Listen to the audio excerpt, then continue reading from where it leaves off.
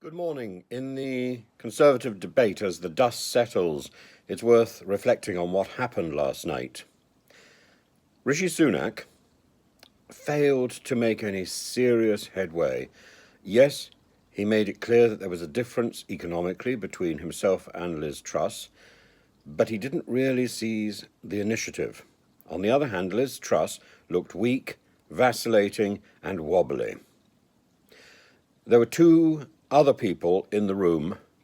One was the overriding spirit of Boris Johnson, hovering over the proceedings, and the other was Nadine Dorries. Nadine Dorries, you can't put her to one side, can you? It's quite extraordinary, like some sort of infestation. You know, you go to the doctor and say, gosh, in fact, you can hardly bring yourself to mention, I'm afraid I've got Nadine.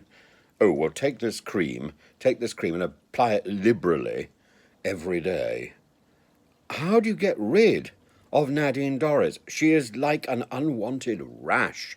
And yesterday, she was out in full force in all her venomous spite, talking about earrings and shoes. And actually, I thought when the issue was raised, what was interesting was how much time it took.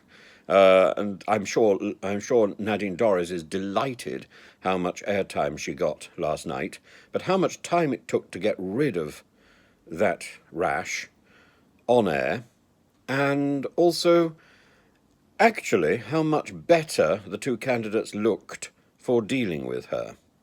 This is a person who should never have been in the cabinet, who should never be allowed anywhere near government again in the future. This is a person who is inept, incompetent, lazy, but most of all pernicious and nasty. She sets the tone for so much of the nastiness that we see in government today and that we've seen in this Conservative campaign. Behind it all is the spirit and indeed the persona of Nadine Dorries. She just needs to go. I've been saying it for a long time. People think I'm obsessed. I'm really not obsessed with Nadine Dorries. I'm obsessed with a desire to bring intellectual rigor and a level of trust, and if necessary that means honesty, and competence back to government.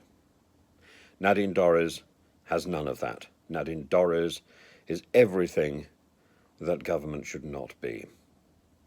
And of course, when it comes down to the earring issue, she comes out as one thing which is just so unpleasant. She is cheap. Cheap and spiteful. Cheap and spiteful. I don't want that anywhere near my politics.